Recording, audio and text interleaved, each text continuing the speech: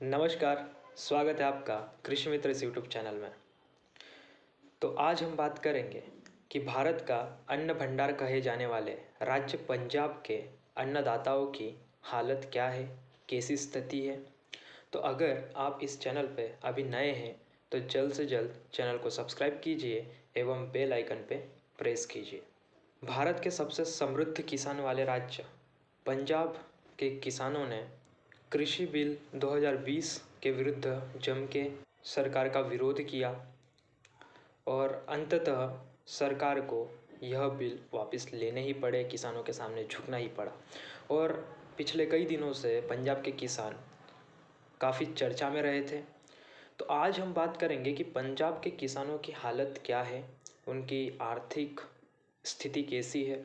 1960 के दशक में जब हरित क्रांति भारत में आई, 1960 से लेकर 1970 के बीच में पंजाब के किसानों की आय लगभग 70% तक बढ़ी और 1970 तक पंजाब भारत के खाद्यान्न में लगभग 50 से 70% का योगदान देता रहा।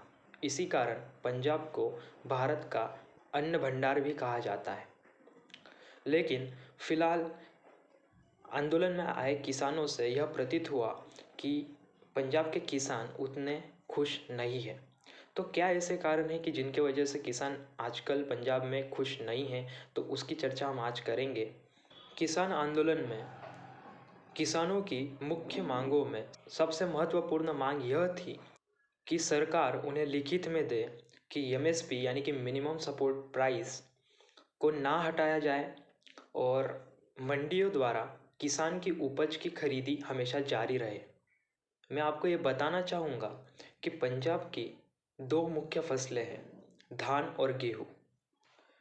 पंजाब राज्य का भौगोलिक क्षेत्रफल भारत के 1.53% है, परंतु यह राज्य 1980 से 2009 तक के रिकॉर्ड्स के अनुसार भारत के कुल धान उत्पादन में 32 से 49% का योगदान अकेला देता रहा है।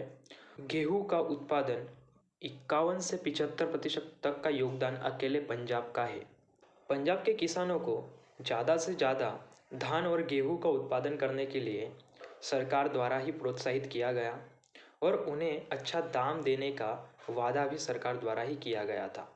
पर अगर हम पिछले 2 सालों की तुलना करें तो आपको कुछ अलग ही निष्कर्ष मिलेगा। 2020 में पंजाब में गेहूं का मंडियों में दाम था 2035 रुपये प्रति क्विंटल और 2021 में गेहूं का मंडियों में दाम था 1894 रुपये प्रति क्विंटल। यानी कि 2020 के मुकाबले 2021 में गेहूं का दाम लगभग 7% कम हुआ और महंगाई इस दौरान बहुत ज़्यादा बढ़ी थी। तो इसी कारण किसानों का लाभ कम हुआ और किसानों को काफ़ी नुकसान झेलना पड़ा। पंजाब कृषि विश्वविद्यालय लुधियाना के chief soil chemist doctor Vijendra Pal Singh के मुताबिक हम किसानों को सिर्फ 2 फसलें उगाने का दोष नहीं दे सकते, क्योंकि इसमें शासन का ही दोष है।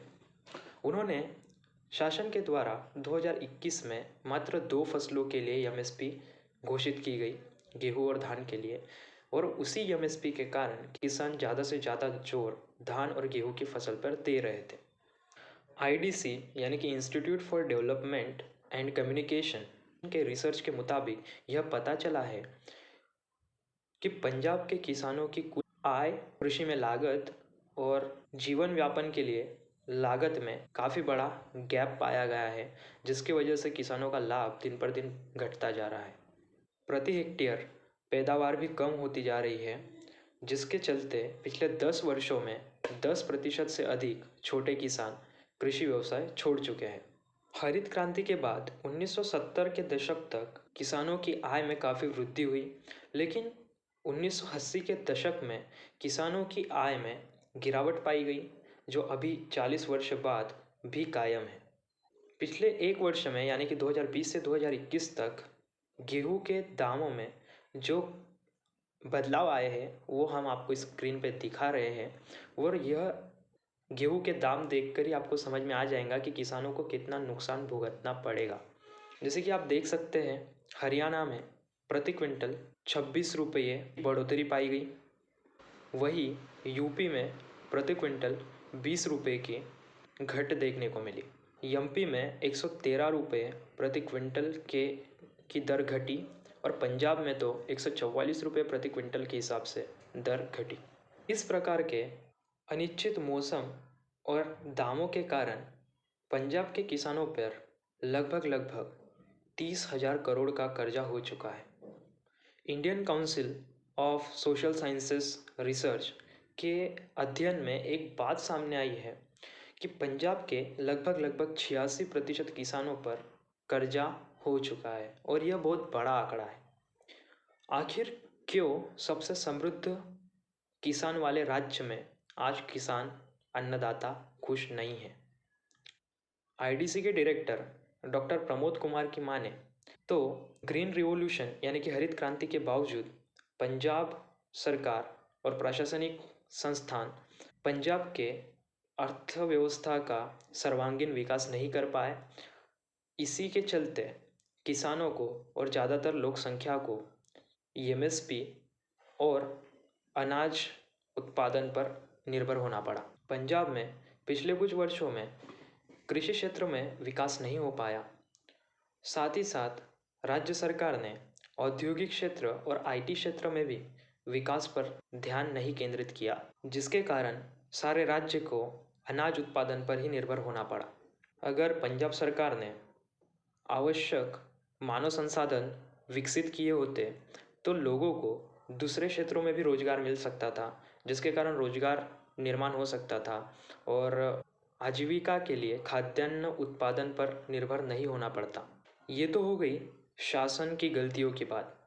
अब बात करेंगे सॉइल डिग्रेडेशन के बारे में, यानी कि पंजाब के कुछ ज़्यादातर क्षेत्रों में मिट्टी क्षारीय होती जा रही है और राज्य की मिट्टी की उपजाऊ क्षमता भी कम होती जा रही है। तो इसका सबसे बड़ा कारण यह है कि पंजाब में ज़्यादातर किसान हर साल धान और गेहूं की खेती कर रहे हैं। गेहूं और धान के ज़्यादा उत्पादन के लालच में किसान ज़्यादा सिंचाई कर रहे हैं, जिसकी वजह से मिट्टी भी क्षारीय होती जा रही है। इसके कारण भी पैदावार घट रही है और किसान की आय में भी कमी देखने को मिल सकती है। अब ये थे सारे कारण जिनकी वजह से पंजाब में किसान आज खुश नहीं है। इन समस्याओं का समाधान क्या है उसके बारे में बात करेंगे। पंजाब सरकार को अपनी अर्थव्यवस्था में बदलाव लाना होगा। न केवल कृषि क्षेत्र में ध्यान केंद्रित करते हुए उन्हें औद्योगिक एवं मानव संसाधन पर भी ध्यान देना होगा। मानव संसाधन में विकास करना होगा, टेक्निकल स्किल्स वगैरह डिलीवर करनी होगी, क्वालिटी एजुकेशन की ज़रूरत होगी। और पंजाब सरकार ने क्रॉप रोटेशन और क्रॉप डाइवर्सिफिकेशन यानी कि फसल चक्र में बदलाव और क्रॉप विभिन्नता यानी कि ज़्यादा से ज़्यादा अलग अलग फसलों का चयन करना होगा और जितनी ज़्यादा हो सके उतनी फसलों को एमएसपी के अंडर लाने की कोशिश की जा सकती है ताकि किसान दूसरी फसलों की ओर जाए। धन्यवाद। तो यही थे सारे कारण और इनकी समाधान जो हमने हमारे हिसाब से देने की कोशिश करी है। तो आपको ये वीडियो कैसा लगा कमेंट करके अवश्य बताएं। जय हिंद, जय जवान, जय किसान।